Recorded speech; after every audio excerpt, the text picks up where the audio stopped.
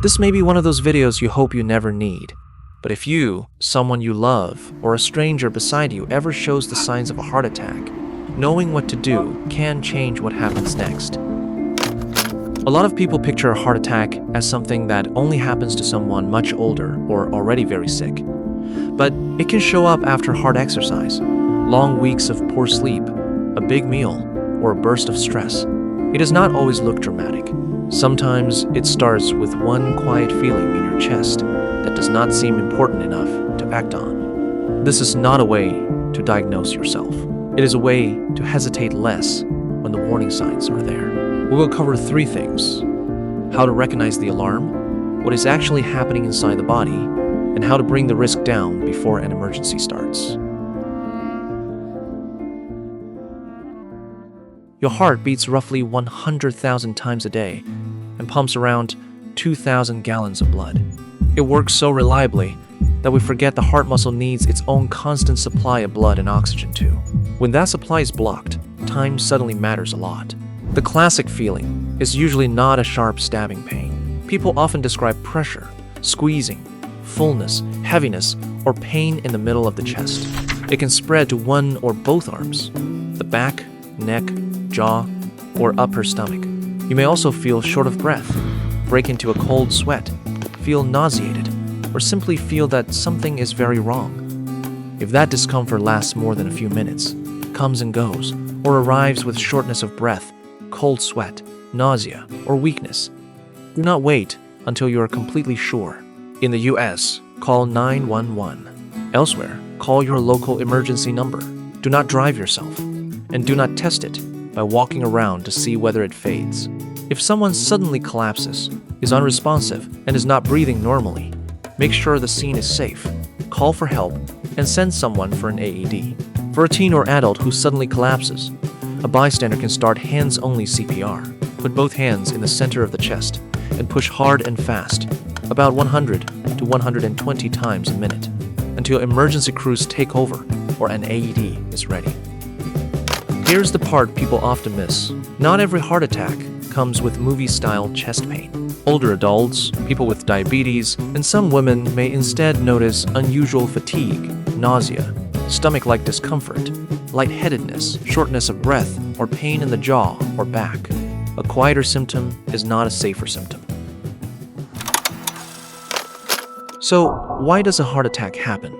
Most of the time, it is not a lightning strike out of nowhere. It is the end result of a process that has been building for years. The usual backdrop is coronary artery disease. The arteries that feed the heart slowly narrow or become unstable. The heart pumps blood to the whole body, but the coronary arteries supply the heart muscle itself. As fatty plaque builds inside those artery walls, the channel gets narrower. During activity, cold weather, or stress, the heart may need more oxygen than that narrowed artery can deliver. Not all plaques behave the same way. Some are relatively stable. Others have a large fatty core and a thin outer cap. If one of those plaques ruptures, the body treats it like an injury and forms a clot. If that clot blocks a coronary artery, the heart muscle starts losing oxygen and taking damage. That is a heart attack. That is what makes atherosclerosis so dangerous. It is common, slow, and usually quiet. High blood pressure, diabetes, smoking, excess weight, low activity, and unhealthy cholesterol levels can all push the risk higher at the same time. This video is putting a special focus on LDL-C, low-density lipoprotein cholesterol. It is not the only risk marker, but it is a major player in plaque formation. LDL-C can enter a damaged artery wall, contribute to inflammation, and help plaque grow over time. Risk control is not just a nice idea. A major U.S. analysis of the drop in coronary heart disease deaths from 1980 to 2000 found that improvements in risk factors explained a large share of the decline, and lower cholesterol was one of the biggest individual contributors. Prevention is not nothing happening. It has changed real outcomes. The tricky part is that high cholesterol usually does not make you feel sick. You can feel perfectly fine, and the lab report can even say normal, while the number is still not low enough for your personal risk. The useful question is not only, is this inside the reference range? It is this low enough for me? LDL-C goals depend on the whole risk picture. In the 2026 ACC/AHA guideline, people at borderline or intermediate risk generally aim for under 100 milligrams DL. High-risk people often aim for under 70. For people with established atherosclerotic cardiovascular disease who are at very high risk, the secondary prevention goal can be under 55. Your own target should be set with a clinician, not guessed from a chart online. There is another number worth knowing about: lipoprotein A, or LPA. It is largely inherited and is linked with higher risk of heart attack and stroke. The American Heart Association now recommends that every adult have LPA measured at least once in a lifetime, especially when there is a family history of early heart disease. The foundation is still lifestyle. It does not need to be perfect, and it is not something you do for 2 days and then check off. Make vegetables, beans, whole grains, nuts, and quality proteins show up more often. Cut back on trans fat and excess saturated fat. Move regularly. Do not smoke. Drink less. Count sleep and stress management as part of heart care too.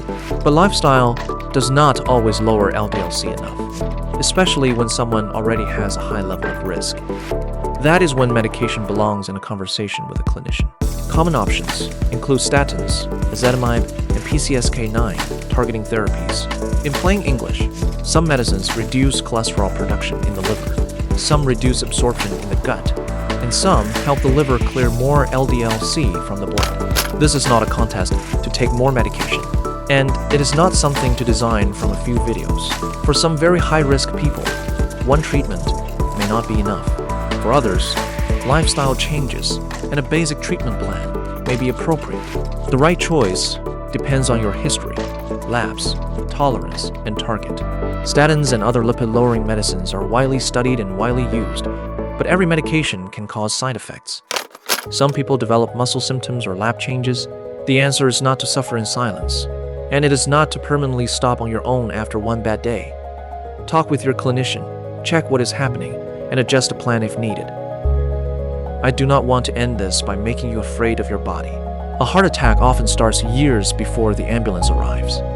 Smoking, poor sleep, unmanaged blood pressure or diabetes, untreated cholesterol, too much sitting, and the habit of putting off a checkup, nothing hurts yet. The good news is that many of those risks can start moving in the other direction today. Know the symptoms.